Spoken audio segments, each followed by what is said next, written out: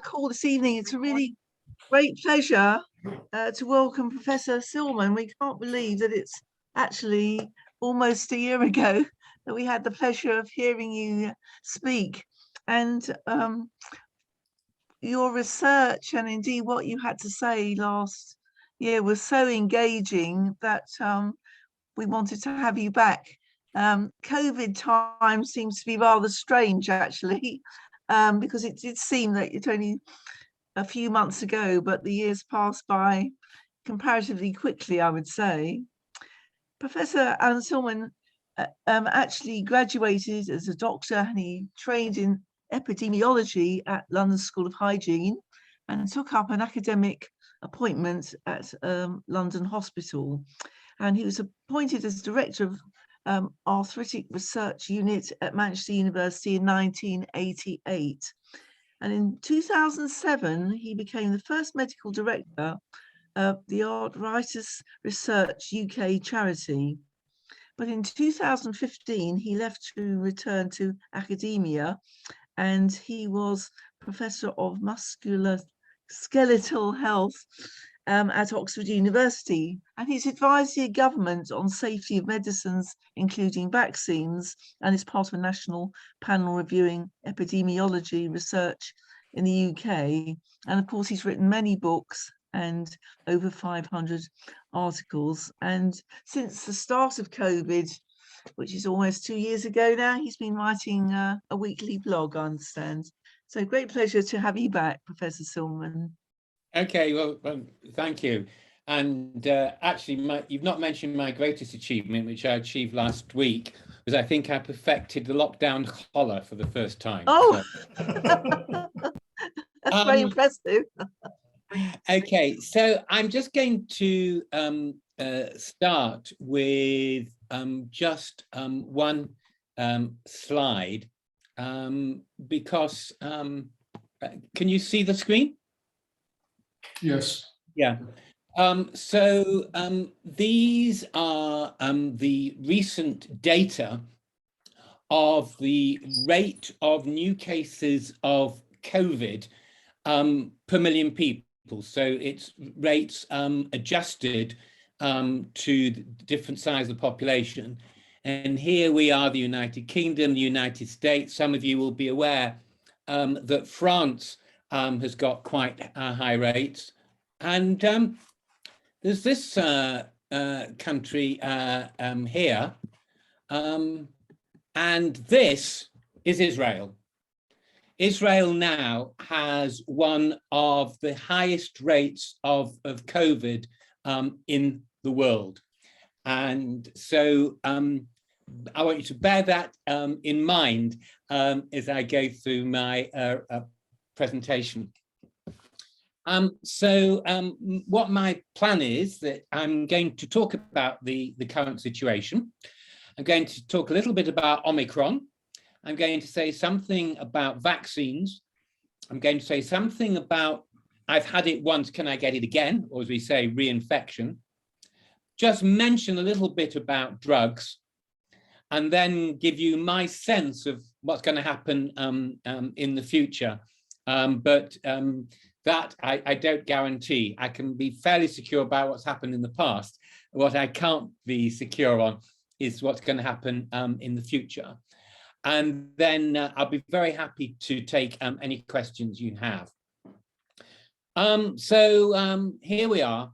We're 2 years plus into the pandemic that I think most people, most epidemiologists, most infectious disease experts thought would probably not last until the autumn of 2020, possibly with a flare-up in the winter.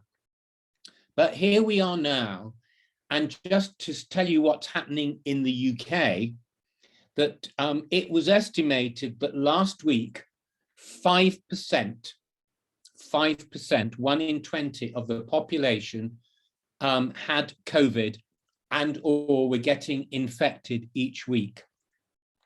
To put that in context, that would mean that if you were in a room with 10 random people from this country, there's about a 40% chance that one person would have COVID. That risk is not evenly spread amongst the population. It is much higher amongst children, especially primary school children. Last week, 1 in 8 primary school children, it was estimated, would test positive for COVID. So this is an infection that is still highly prevalent in the British population. What we do know, and you don't need me to tell you, that our TV screens are not filled with people in intensive care units, on respirators. Our TV screens are not filled with grieving families. And the disease we are currently seeing is much less severe. And why is it less severe? Well, firstly, and I'm going on to talk about it, it's less severe because we are protected against the worst aspects of this disease by the vaccines we have had. At the sharp end, at the severe end of the disease, we are much better at treating this disease. People who are in severe respiratory failure, where the lungs are really doing very badly, medical science realized that what we did to begin with probably wasn't the best optimal treatments, and the treatments have improved. The other reason why it is seemingly less severe is because of the nature of the Omicron variant. And I will come back to that.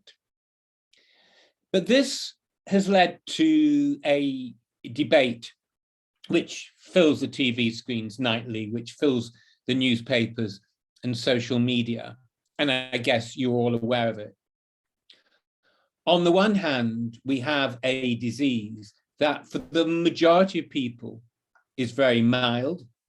And indeed, in children particularly, they may not be aware that they have it. And yet it is rampant in terms of numbers. And therefore, there's a societal discussion to be had as to whether this actually constitutes a problem. Is it a problem that there is a disease as rampant as COVID-19? If for the overwhelming majority of people, it's not causing a problem. I will go back to that picture I showed you about what is happening in Israel. In Israel, they are experiencing the same approach, the same severity impact as we have in the UK. The disease is not as severe. It's not having the same consequences as the original variants of the disease had.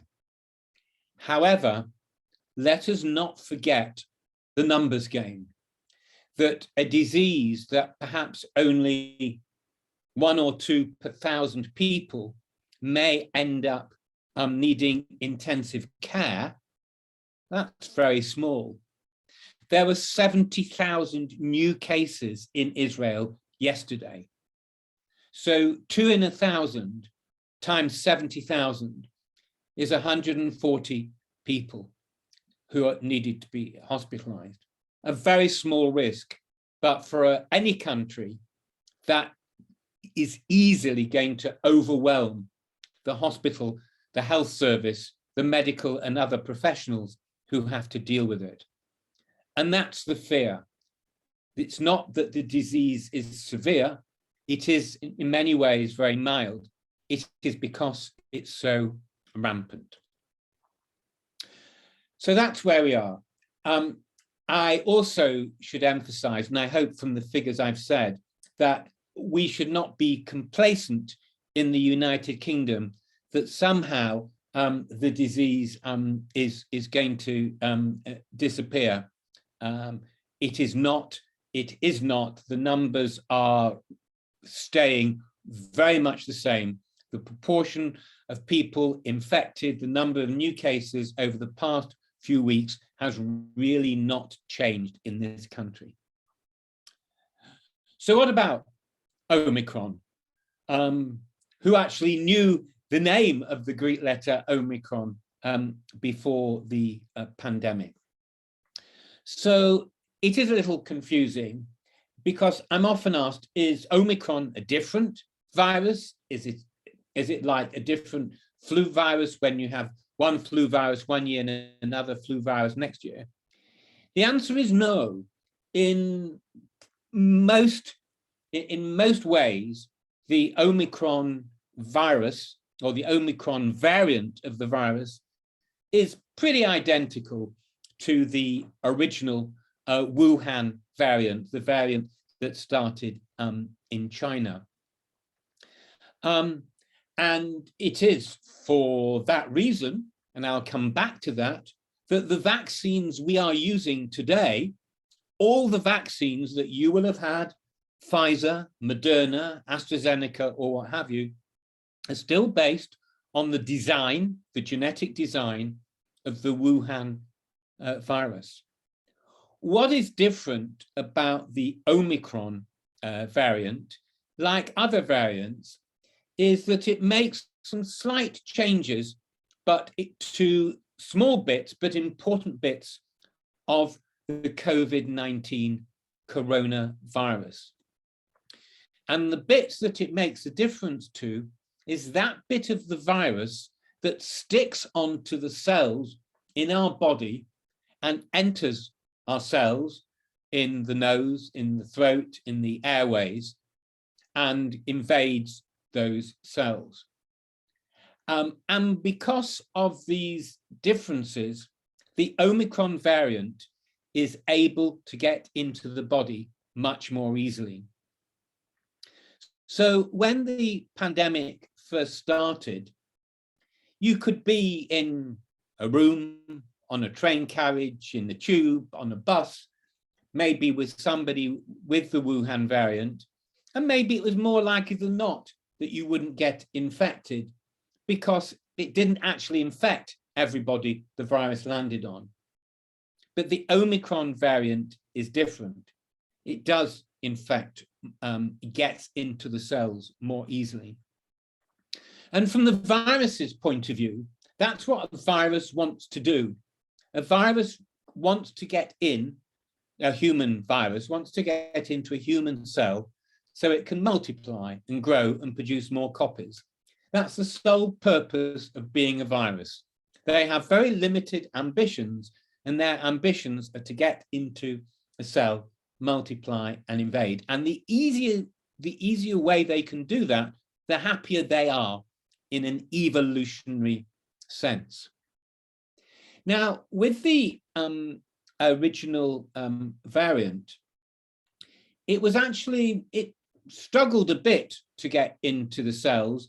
And so, and our bodies, we do have some first line of defense against infection, not just antibodies. The mucus that lines our nose, our throat, our airways, does have some chemicals, some, if you like, proteins that can stop viruses attacking us. So actually, that virus was able to travel down and if it was be stopped, but in a few cases, it was able to get into the lungs and cause severe lung damage. What happens with the Omicron? It is so good. It is so good at getting into cells. It gets into the cells in the nose, for example, and it doesn't need to travel down to the throat. So that's why lots of people, for example, now are experiencing Omicron as a heavy cold, whereas at the beginning we didn't have cold symptoms because we were able to repel that because it wasn't so good at getting in the nose. So the success of Omicron in terms of being able to infect lots of people very easily is an advantage to us, that it's not going to infect lower down the lungs. A disadvantage is that it infects more people. It does have some interesting differences. Some of it is anecdotal. It does seem to be less associated with loss of taste and smell. It perhaps is associated maybe with more gastrointestinal symptoms, diarrhea, often just feeling exhausted, feeling tired. But these are general symptoms. And one of the problems was when the virus, when we started with the coronavirus, you remember all those government announcements that if you had a temperature and if you had a cough and if you felt tired, then this was COVID. If you didn't have those, then it wasn't. And it was almost like a self-fulfilling prophecy. But it does seem like that Omicron is different. So I've told you about the current situation. It's prevalent, it's not going away, it's in very high numbers in a lot of countries in the world. I've talked about Omicron and the reason for that. Now, that all leads into the big question that everybody asks, is the vaccines. Why are the vaccines not working? We have these vaccines, they were trumpeted as the great success story. And are they the success story or are they not? Now, it is actually quite difficult to know, even though I might produce a vaccine, to know at the start, I've got something, how effective it's going to be, both in terms of how long it's going to be effective for, how protective it's going to be across a population. Because when you test a vaccine, for very good reasons, you tend to test the vaccines in, for example, younger people, healthier people. You're not going to involve people in an early clinical trial with a vaccine where you're not sure of the side effects. So the experience of the success of the vaccine as it is rolled out in real life was always likely to be different from the experience of vaccines as they were tested in clinical trials. And we have this issue of the new variants, but the vaccines are, as I said at the beginning, designed based on the genetic code of the Wuhan variant. And the vaccines are designed to work by locking on to this bit of the virus, the spike protein, that enters the cell. And if it locks on, that spike protein can't go into the cell. Now, we do know that it's the antibodies that lock on to the spike protein. And it was always suspected that the antibody levels would fall over time.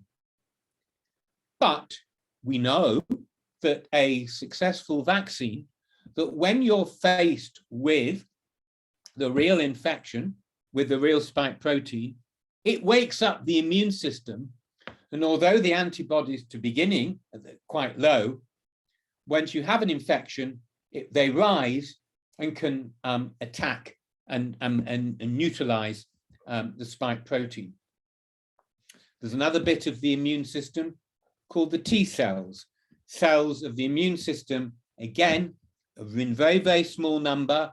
When you're vaccinated, may not even be able to detect them. Faced with an infection, these cells come out and attack the virus.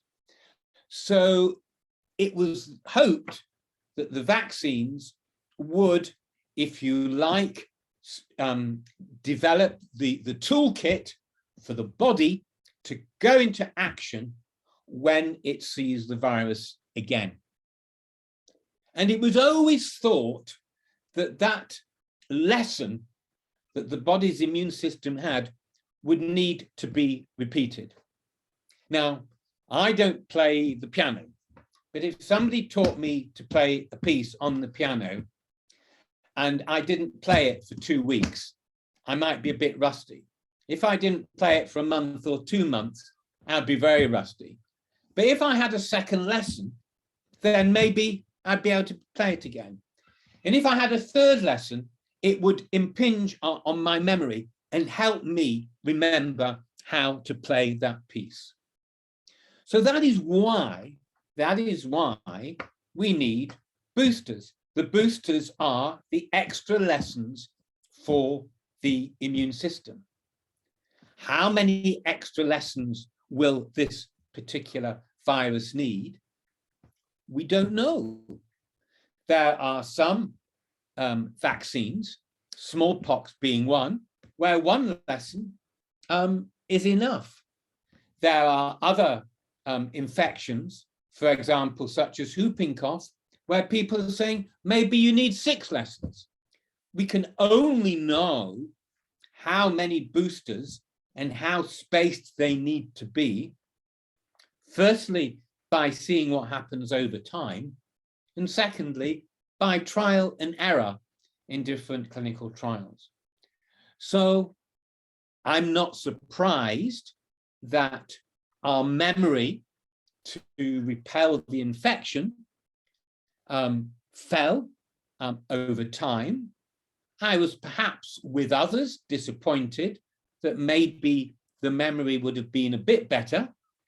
Maybe my memory could have been a bit better, but maybe the body's immune memory could have been better. But having said that, there are some things that should give us tremendous reassurance. The vaccines based on the original Wuhan variant, when you have had a booster, they provide at least 90% protection against needing to be hospitalized. Now, of course, we're all Jewish and we all fret. And 90% is not good enough. I want 100%. Well, I'm afraid, my friend, you're not going to get 100%. We're not going to get 100%. And in the world of vaccines, 95% is very good. So we're getting very high percentage, and we are getting some protection against actually getting the kind of prolonged illness.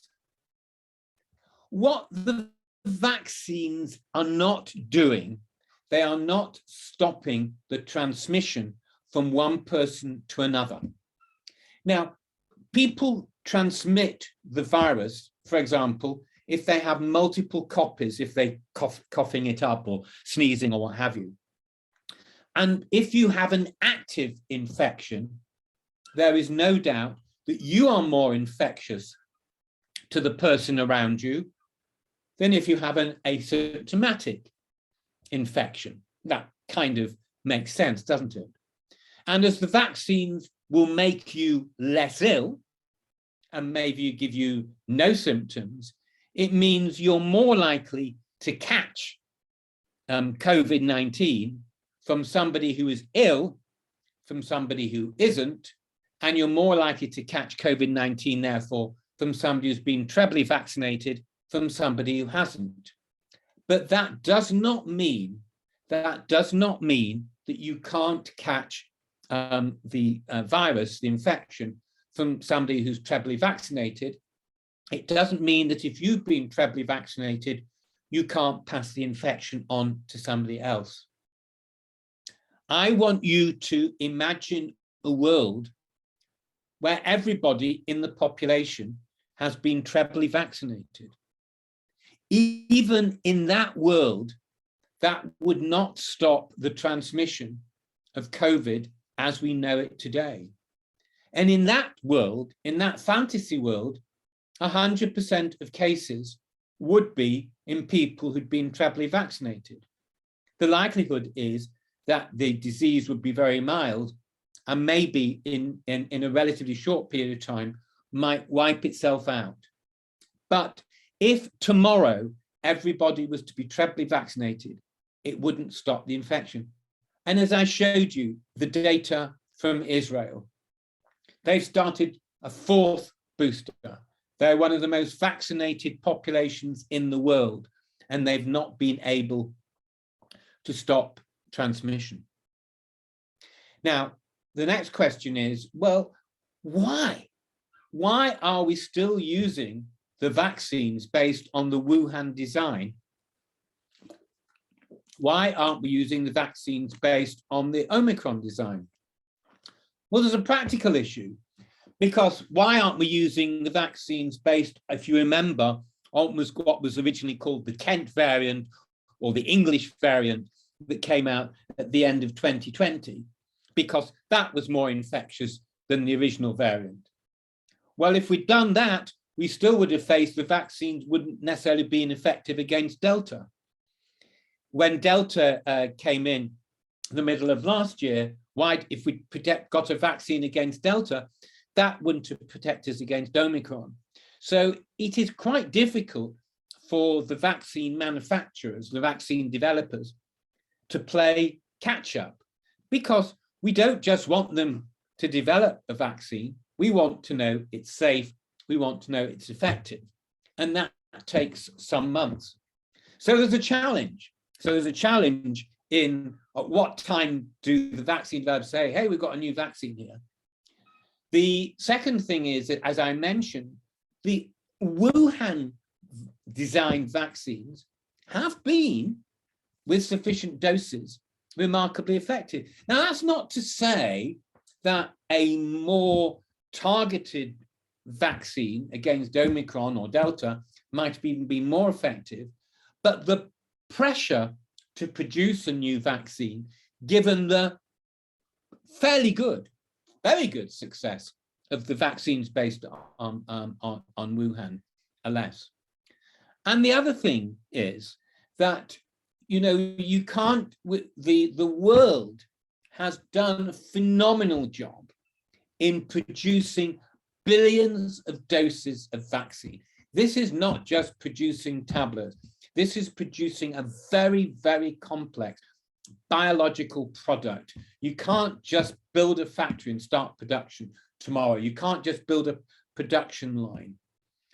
And if we wanted to scale up to produce a new vaccine, we're going to have to then stop the current vaccine production to tool up. So, I mean, this is not my world, but people who are biotechnology engineers say, you know, we can't just produce a new vaccine now. Now, maybe if we had a breathing space, we could do one for ready in a year's time. Next topic, reinfection. How protected, I've talked about how protected you are following the vaccines. How protected are you if you've had an infection? Now, I remember on my blog having a whole post one day about a case in Hong Kong, the first case in the world where somebody had had the infection twice. I suspect many of you in the audience tonight will know somebody who's had the infection twice, maybe even 3 times, because just as the vaccine immunity wanes, so the immunity from natural infection wanes over time. The combination of having an infection, natural infection, and a vaccine, or 3 doses of vaccine, does give you good protection. But over time, the benefit from that natural infection does wane, particularly against the newer variants. So it doesn't surprise me that many of the cases we're seeing now in Britain are reinfections. And it may be the majority. Now, when you turn on the news tonight, actually, I wouldn't recommend watching the news tonight because you're going to, anyway, I won't make a political statement. But on all other nights, they will show the numbers of new cases.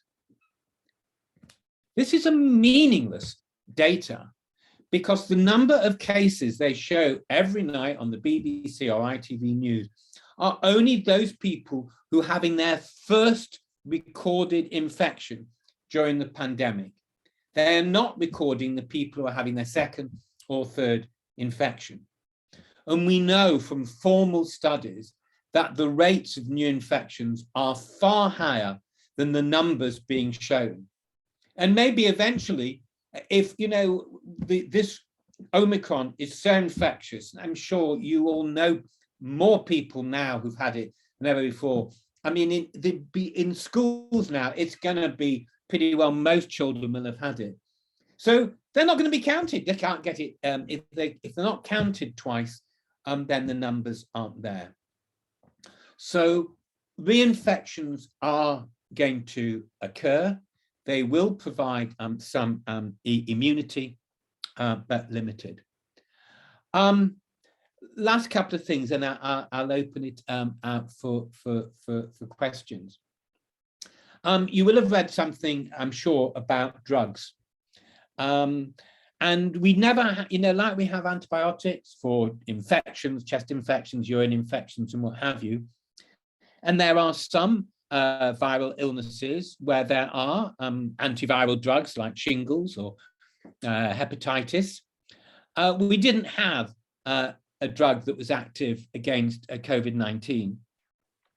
In recent months, there have been two new drugs.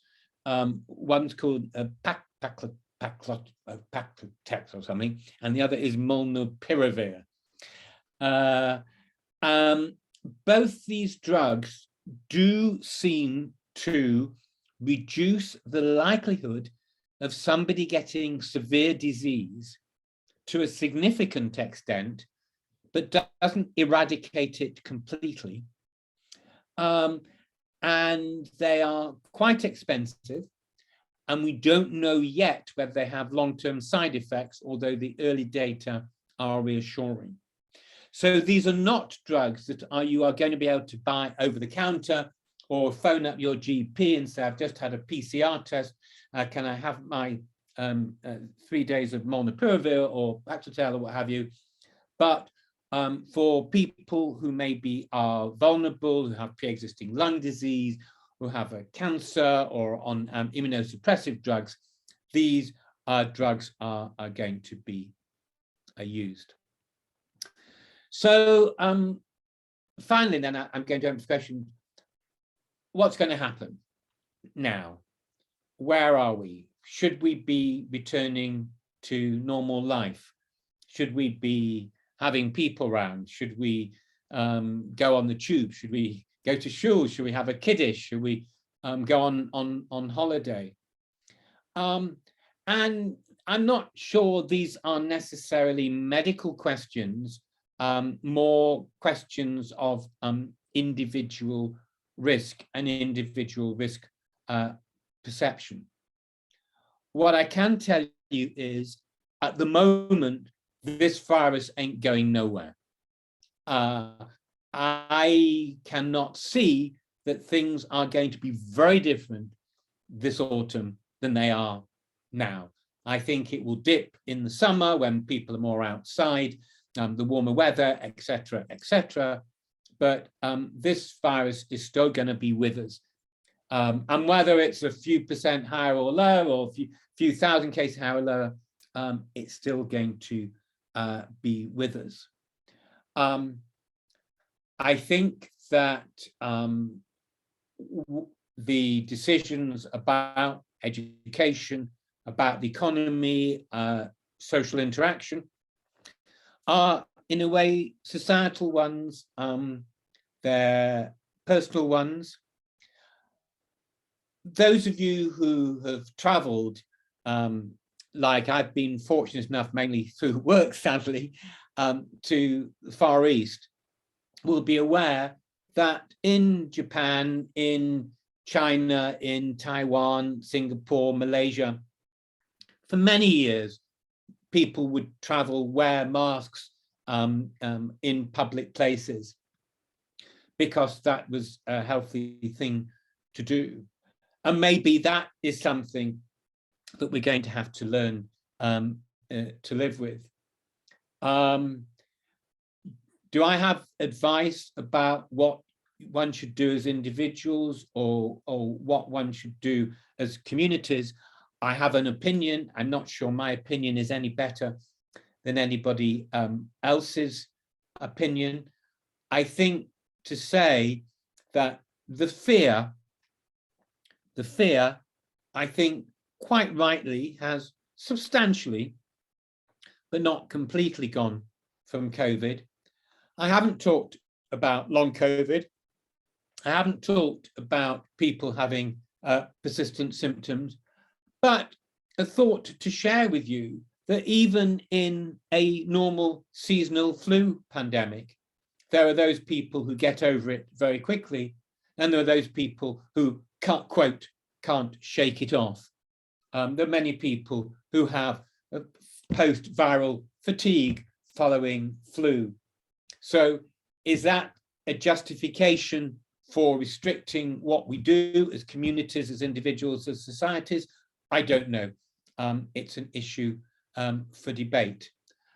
So perhaps on that note, I'll stop and take any questions people have. Thank you. Well, thank you very much, Professor Silman, for that inspiring talk and giving us a lot to think about, actually. I'm going to start off with Shana. Shana, can you unmute yourself? That's it. Lovely. Yeah, Thanks, sure. Shana. Thank you. I'll put the video on. Thank you very much. Really interesting. I've got so many questions, but I'll let other people go. The first one is, why was your guess why it's so high in Israel compared to here and other countries?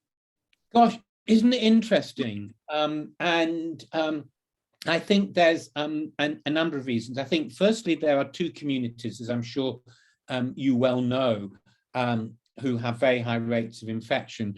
One is the Palestinian community and the Israeli Arab community, and the other is the Haredi community. And a large part, some of that is vaccine hesitancy, some of that is family size and overcrowding.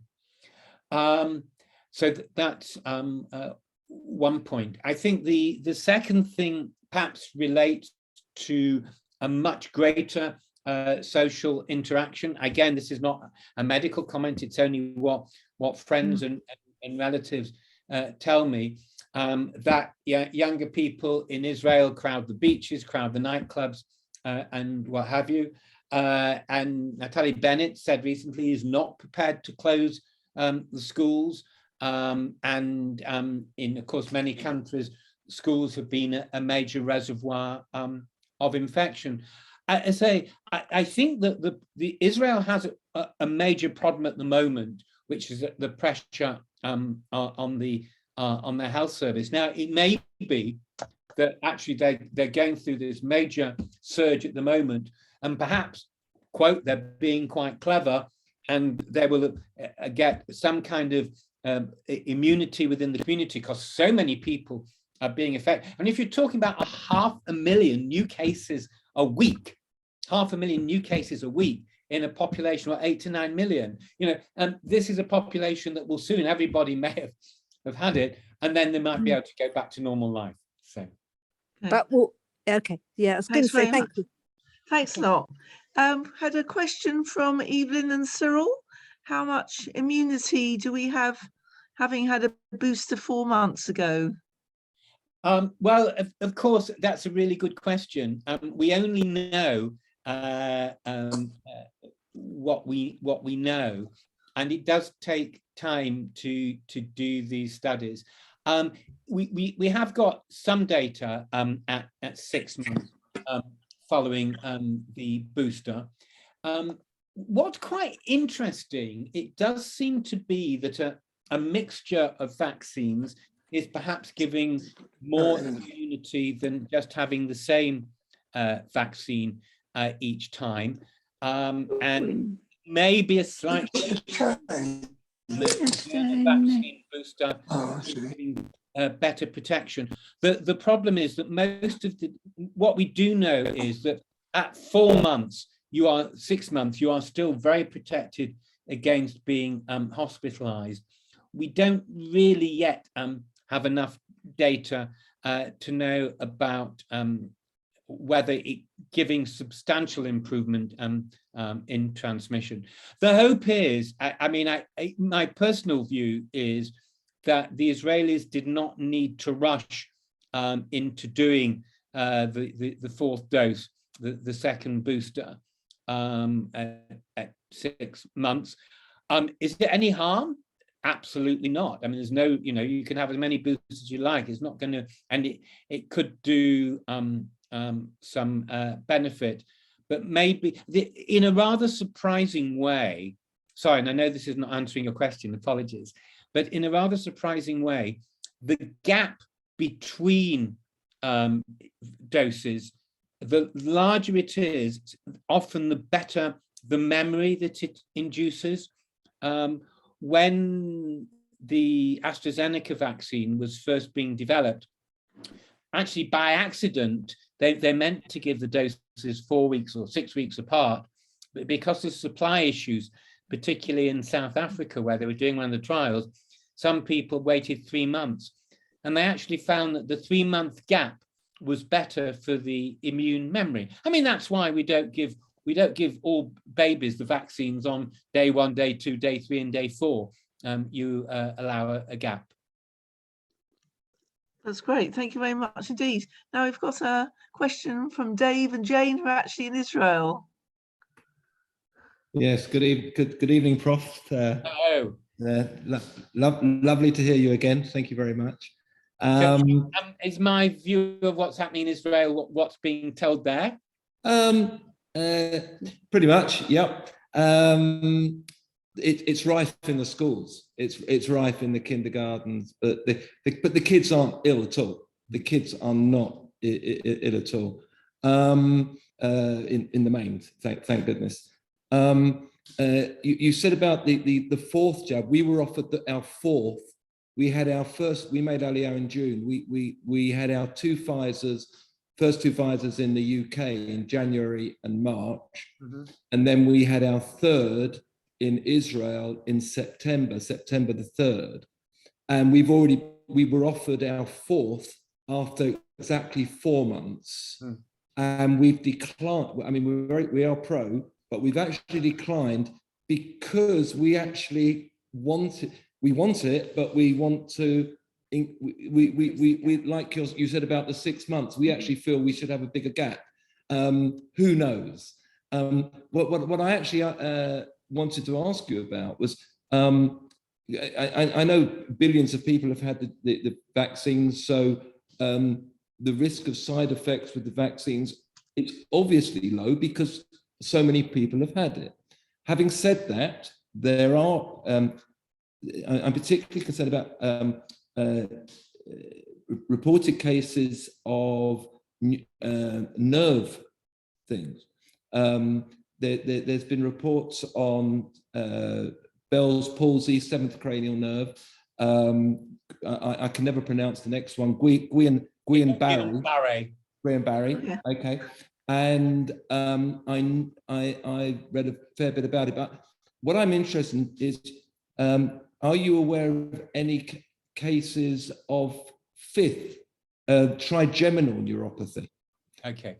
Following vaccination. Okay. So I'll answer in general if I may. So when they do the clinical trials, they are studying relatively small numbers. Even a few thousand, 30,000 maybe. The numbers of people who are studied are being small, so rare side effects are unlikely to be picked up.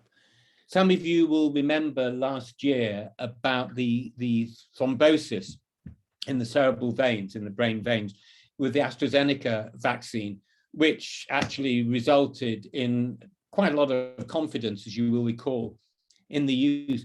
And that risk was thought to be 1 in 150,000. So it's very difficult to pick up rare side effects in studies. So the way that rare side effects are picked up is based on people sending in reports of diseases that they have developed.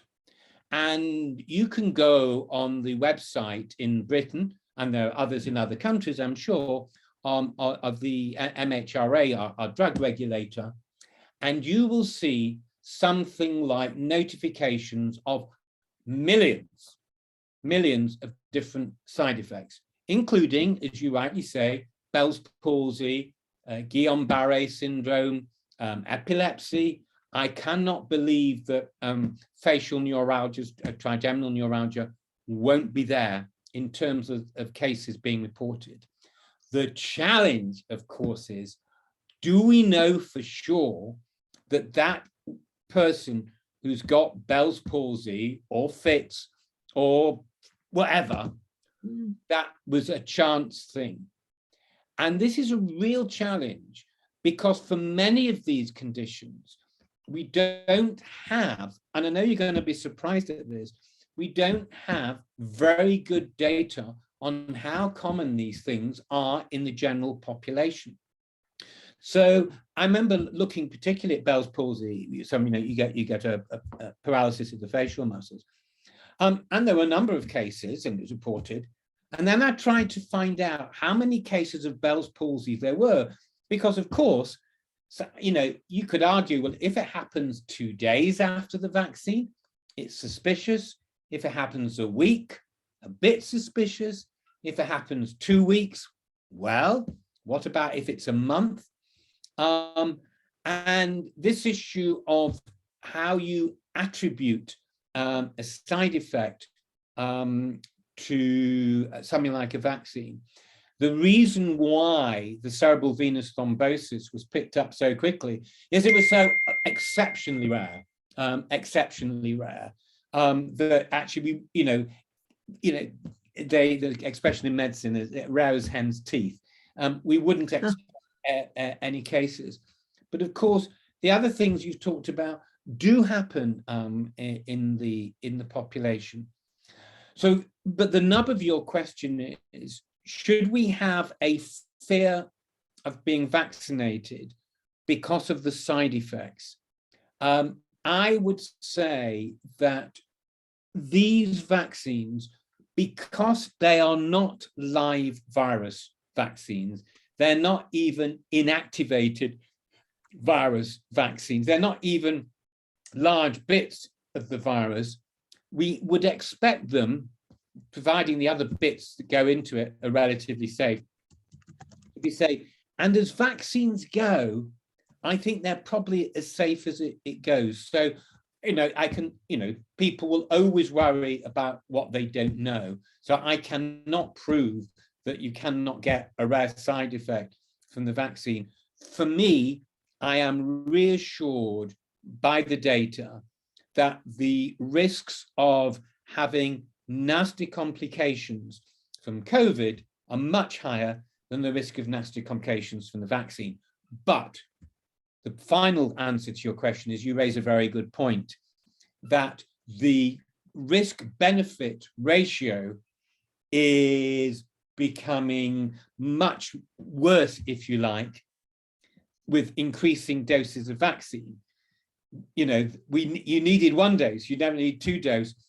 The incremental benefit in terms of protection between the 3rd and 4th dose is clearly much less against the most hazardous side effects. So a hazardous side effect that would occur in 1 in 150,000, where it's quite easy in terms of saying getting COVID is, you should avoid it. Once you, if I'm making sense here, and I'm sorry if I'm not, because the risk of getting severe COVID is much less after the 3rd or 4th dose, then even a very, very small risk from a side effect might be unacceptable. Except the problem is we can't necessarily quantify what that risk is. Thanks very much for that very full answer. Thank you. We're going on to Brian now, who's going to ask a question about lateral flow tests.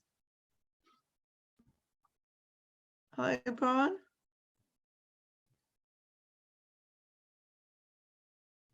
Brian, like to unmute yourself. Hi everybody. So hello.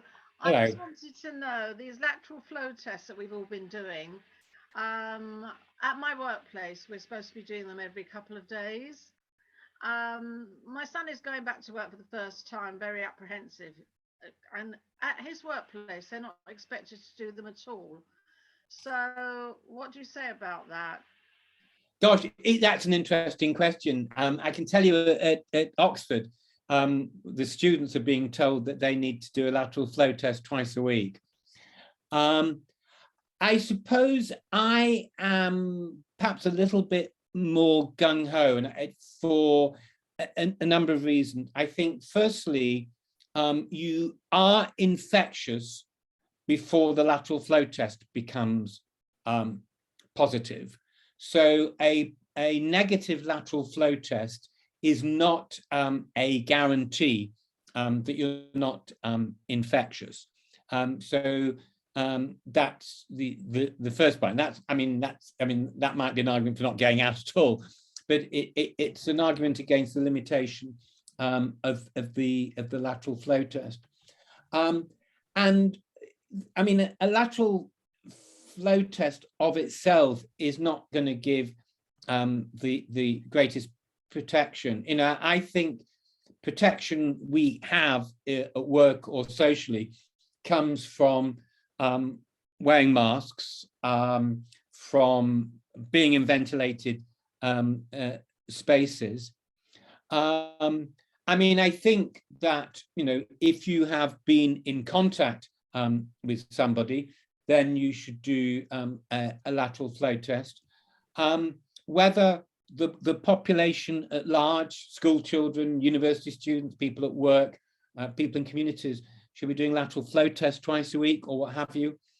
I think from an health economic perspective, I would be very surprised if it proves to be beneficial.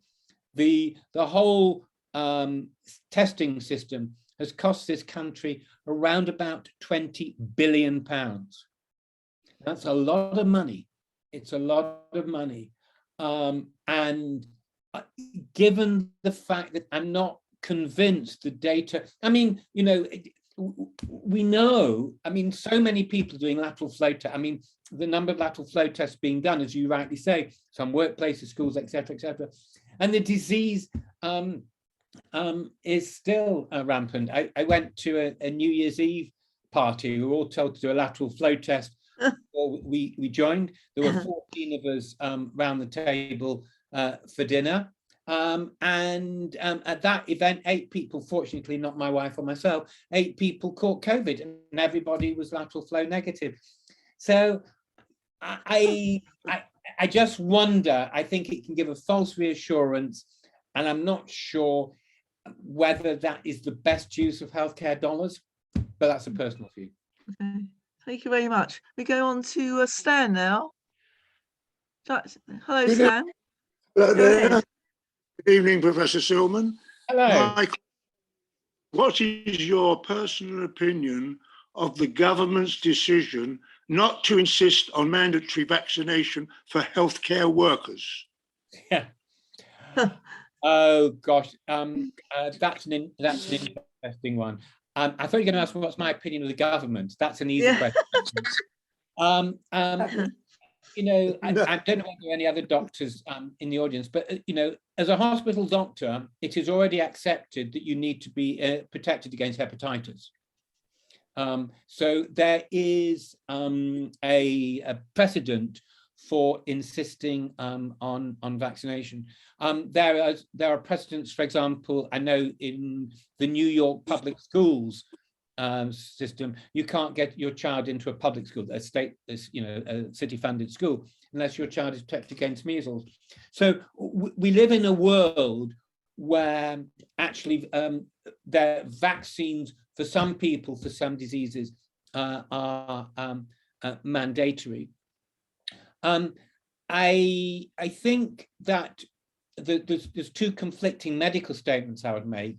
The first statement is, as I've said already, the fact that you're vaccinated does not stop you being able to transmit the infection to other people.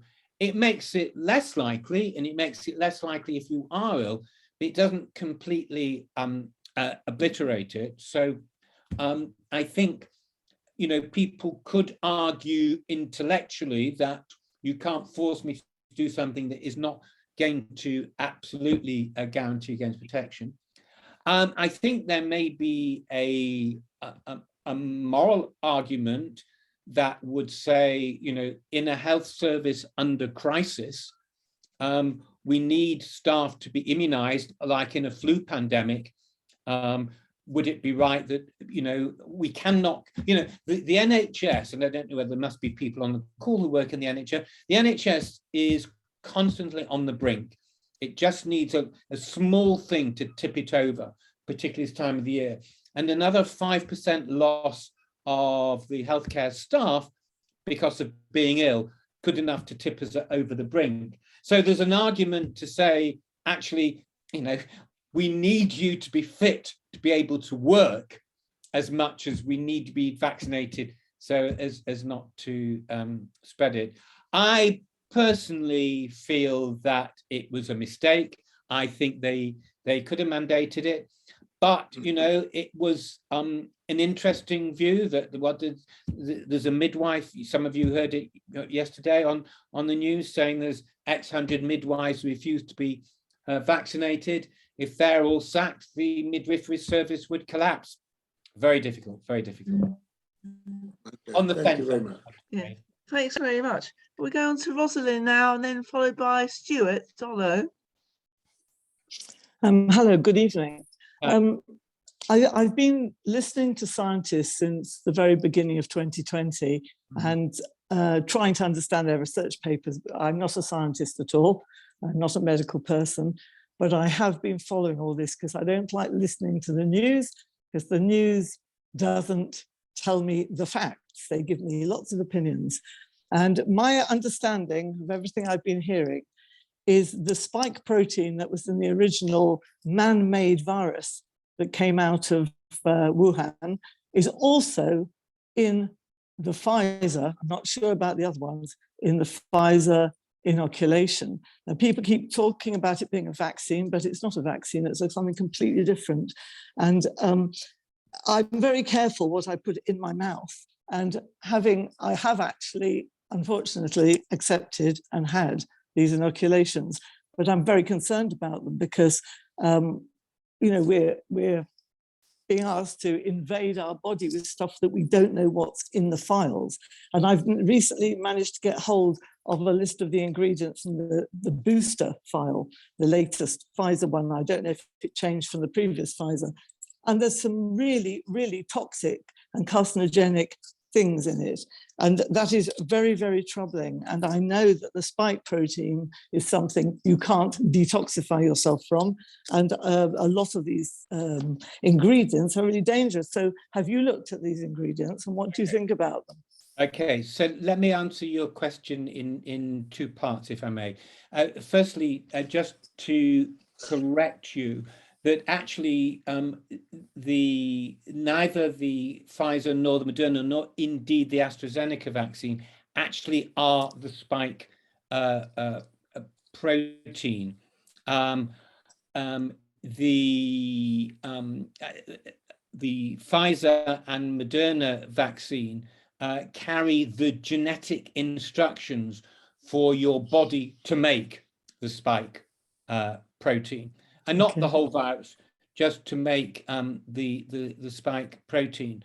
And as far as I'm aware, the big advantage of that is that develops the immune response in a very safe way compared to the way that traditional vaccines work, these so-called mRNA vaccines. And I think mRNA vaccines are, to me, the future. So I think as a technology, I think it's very safe.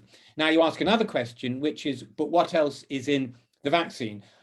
Somebody told me there's 200 different constituents in that vaccine for a whole, it seems an enormous number. I'm not sure why they need 200, but there are. What I can tell you is that when any, firstly, these constituencies all have been examined toxicologically individually.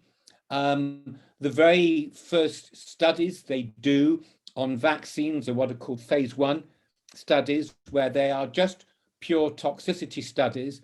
And rather than being theoretical, they give these vaccines with all their constituents, and the people who take part in these studies have an intensive investigation of their liver, their kidney, etc., etc.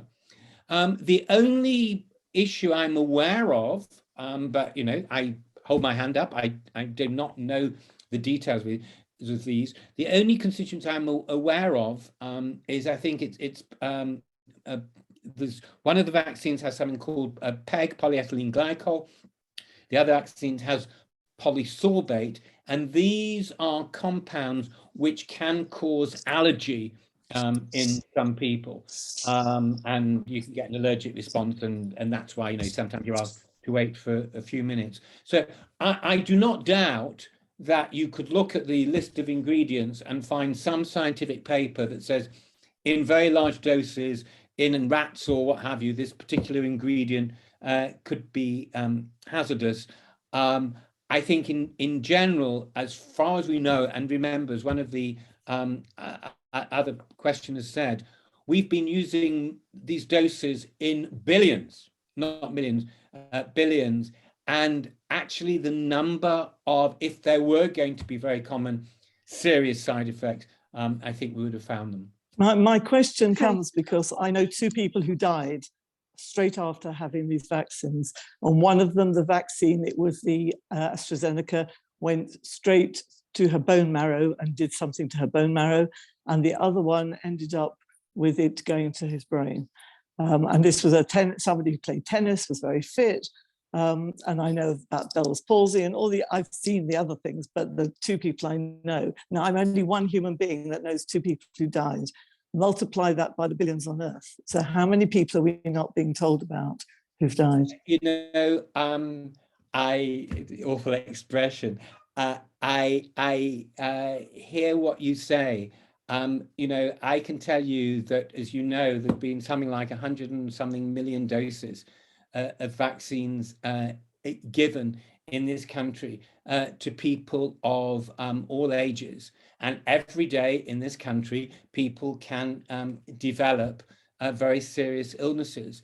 And I, as an epidemiologist, can only say, I think anecdotes like that, individuals like that, I think they are important that we listen to them, but I think we just be really careful about saying, because somebody had a bone marrow problem following a vaccine, that it's related. That's the first point. And secondly, I think, and you can go and look at the reports, that these are fortunately likely to be exceptionally rare, because what we do know is 170,000 people have died from COVID. 170,000 people have died. Yeah. Thank you very much. Let's go on to Stuart now. Stuart, are you with us? Like to unmute yourself, please. Yes, hello. Hello, Alan. Hello. Nice to see you again after many, many years. You don't look very different, but I do. That's very nice. So yeah, my question, I did put it in the chat, but was actually about the antisense changes caused by molnupiravir and its use in clinical trials in South Africa, perhaps driving in an HIV positive immunosuppressed population more antisense mutations because of the multiple mutations between Delta and Omicron. And so, yeah, and the question is, well, so I mean, so your question is, do you think it's plausible, or do you think it's just a set of mutations which are effectively caused by the normal variations that we see through mutation? Yeah, well, I do find it plausible. And the trouble actually is that the clinical data, and I think this is true. I think there've been 2 clinical trials on molnupiravir, and the 2 trials produced conflicting results. One trial that seemed to be a clear benefit, and the second trial, the benefit was much less clear. So, you know, the theory was exactly as you say, and it's, as I say, it was one of the, when people were looking for antiviral treatments, the issue is, did you develop whole new treatments, or did you what's called repurpose existing treatments? And a whole range of antiretroviral drugs were tested. I mean, I'm not an expert, but you know, I found the stuff that I read on molnupiravir persuasive as a hypothesis.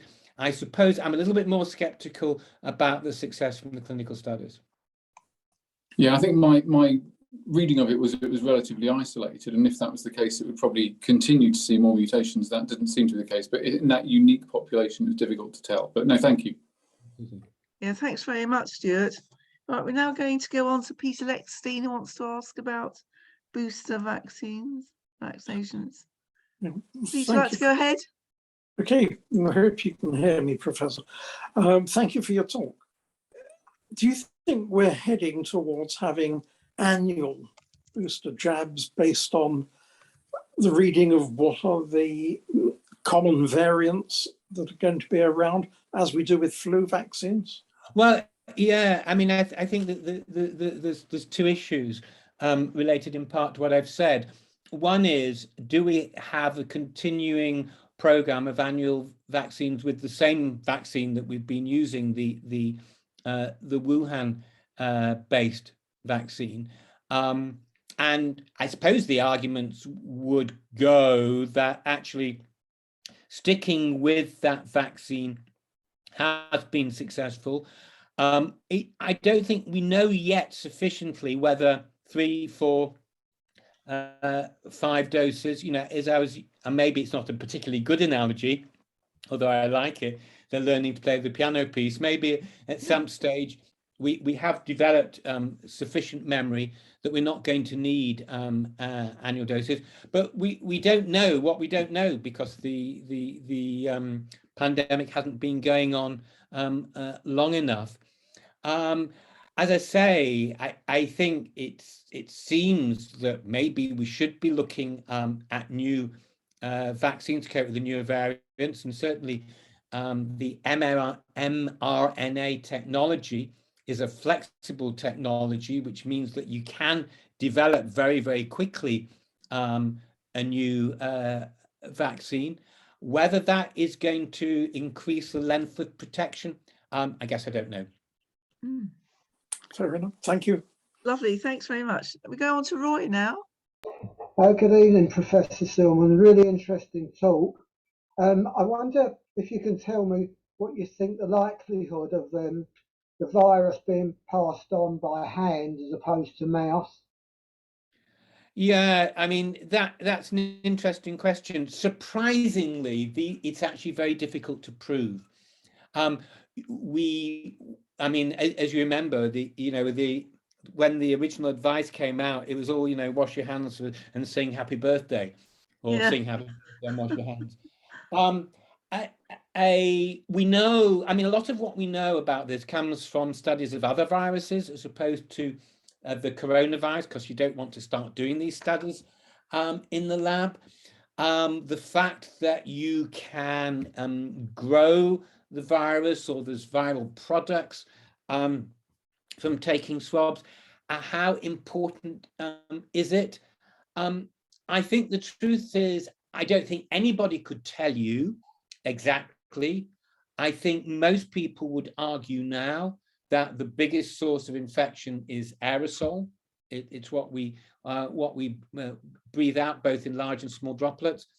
I think the hand has been overplayed, but you know, if the consequence of this has been to improve our hygiene, that, you know, we don't blow our nose and then help ourselves to a bowl of peanuts. I think maybe we are taking the way that we handle food more seriously is a good thing. As I say, I think it is not likely to be a major source of transmission, but quantitatively, I cannot tell you, and I've tried. I don't think the research is accurate enough to tell you. Thank you. Okay, thanks Can I very much. ask a question? It's fine. Go ahead, Maris. Yeah. What are your thoughts that the virus escaped from a lab in Wuhan?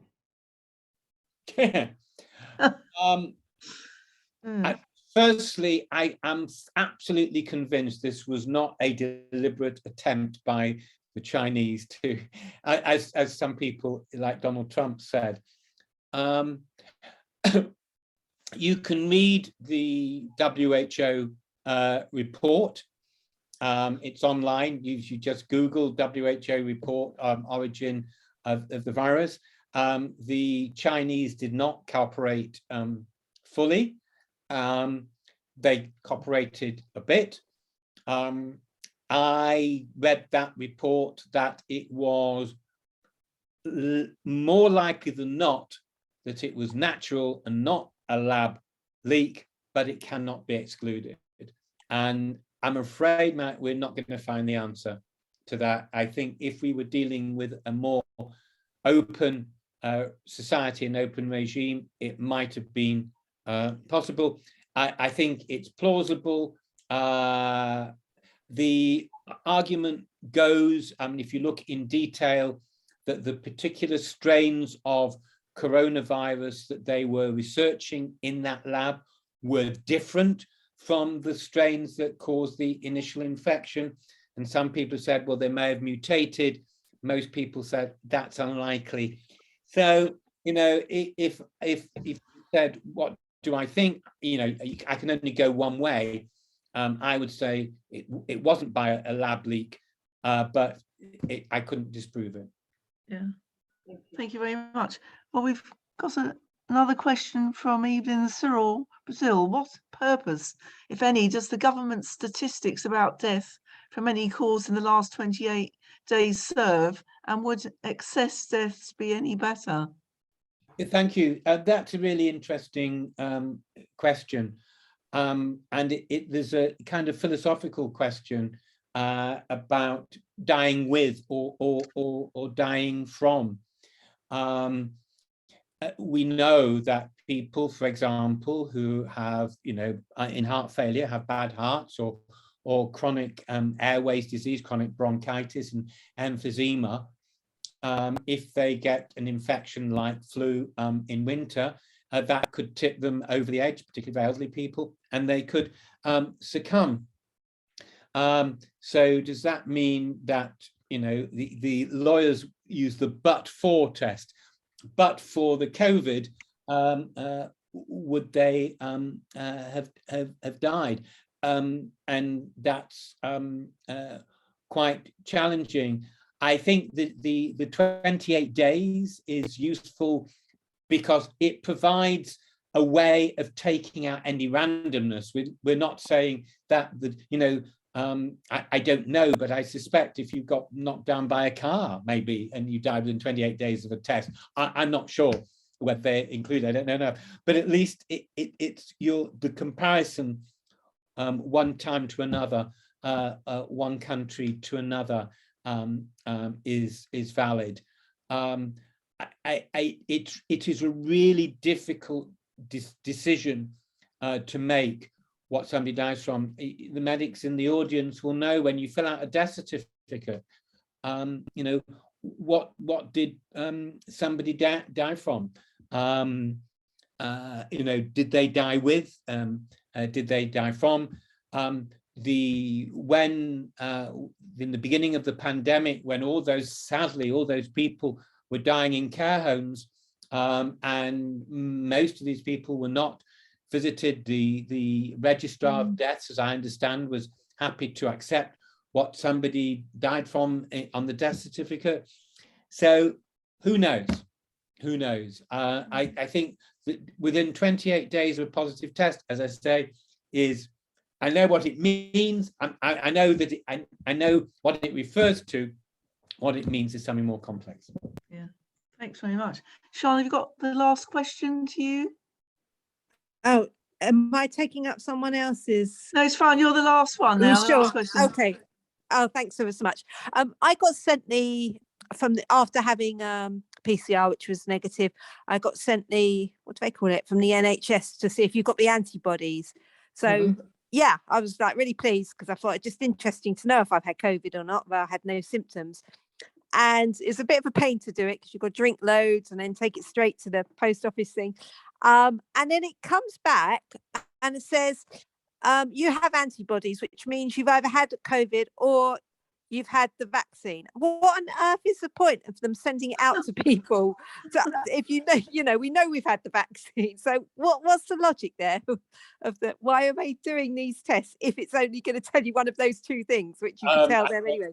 That's a very good question. And in fact, I'm very skeptical about the value of knowing what your antibodies are, because what your antibodies are today are not what your antibodies might be in 2 weeks or 4 weeks or 6 weeks, and they're not a reflection of what your antibodies might upscale to when you're faced with an infection.